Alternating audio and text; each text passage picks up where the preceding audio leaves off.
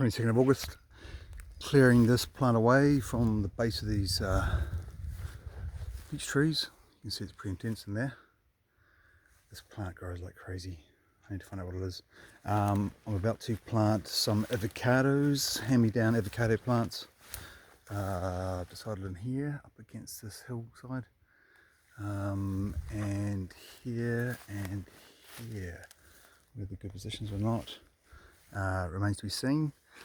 And whizzing through the bananas, so what do we say? These ones here on this side aren't as prolific as the middle group here. The soil is pretty good that area, but you can see they're flowering and fruiting, which is pretty cool. If I whiz up to this one, there is some fine black spots, which I'm not sure what they mean. Where they don't have quite so much on some of the others. It's propped up there. Cruising in. Oh, these are starting to come away here, little tamarillos, so it's busting out the sides. Super tall one. And you can see these ones have been severely chopped, but there's a little bud coming up there. And this is the one which would be interesting to see how it does. There you go, you can see something just there. Cool. Yeah, pretty radical pruning. What else is there? This looks pretty healthy.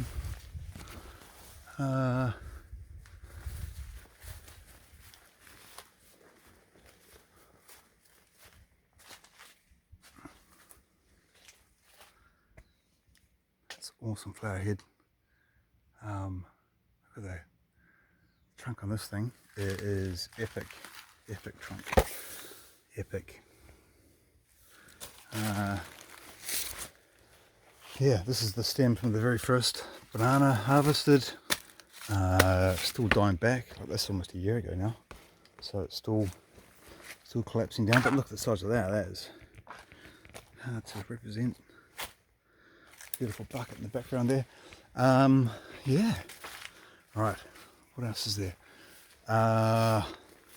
Some nice flowers kicking away in the background. Sugar cane, not doing too good. Pomegranate, I want to shift away from here. Got to deal with all this lot at some point. These ones are drying out. I've noticed some of these are going green. You can't tell, it's too dark. What else is there? Yep, severe pruning. I've gone through and put a kind of poultice on all of these cuts, apart from that one there obviously. But you can see it's a pretty clean cut. That should heal up real easy. Here's an example of a good clean cut. Here. So you can see this edges around here are swelled up and they're popping out. That's the sign that's like it's really healed up. The skin, the you know, between the exposed to the outside and exposed to the inside is well and truly sealed. It's fantastic. So you can see this one is not cut as close and it's dying back. But anyway, I think it should be fine. Oh, that one, another one too. So it points off for those two cuts. But you can see these are right along the edge here. Bit of worm paste and seaweed. Makes for a good poultice. Okay, what's next? Yep, this one also has been pruned heavily. Gave it some serious shaping last year and then another smash this year.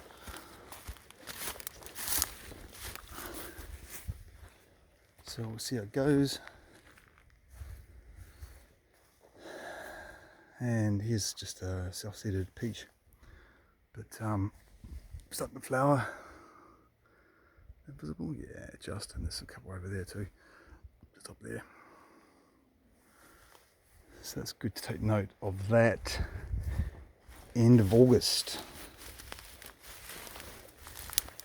Another lemon tree dropped in here. Going to do some defensive mechanisms to keep the possums away. The possums just live in this area here. And they can cruise through for a little munch. What else is there? It's pretty chaotic down here.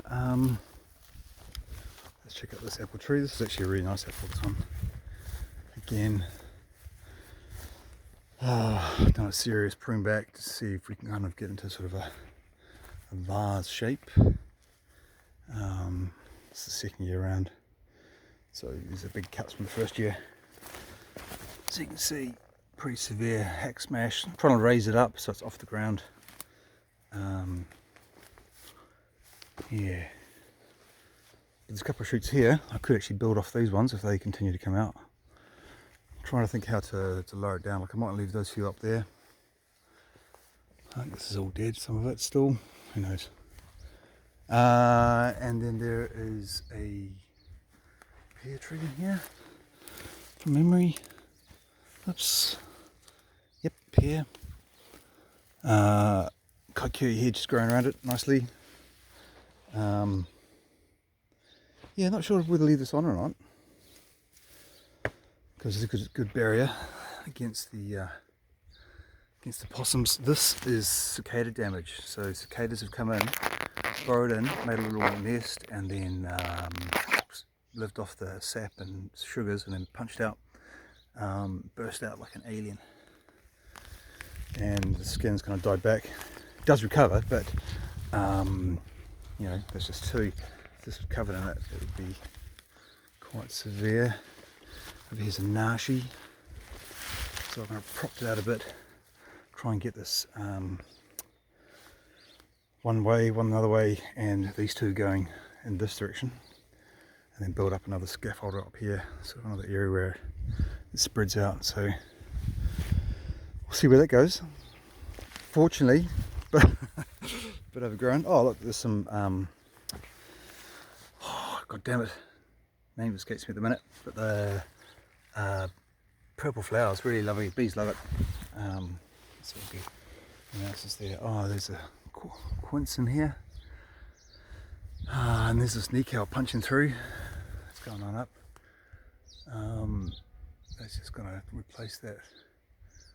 And this thing is this windy bugger. It's a vine, goes like crazy. And then if we whiz over here, hopefully this is interesting stuff. If not for me, this is the coolest plant. Look, it is so awesome. Look at those. Look at that. That's funky dunky. Look, that's cool. Oh, hard to get focused, but anyway, it's coming out from down here. It survived and it's cruising across. Oh, it's branching here, and it's come up and it's managed to grab this handhold here, which is pretty onto it, like way over there, and it's hooked on tight. So that's pretty cool. So hopefully that's going to grow this whole area. And down at the other one, I've also got another one growing up that's looking very established. So this is another passion fruit, coming up here, going all the way up, so it's reached the top, which is pretty cool. So the plan is to eventually take out the roses and just let this all grow as a big scaffolding for passion fruit. But I think the roses will go for another year, and then see how we go on. Alright, I think that's about it. Everything's looking a bit post-wintery, but this will get cleaned up real easy. Just a big broom, bish bosh. Alright.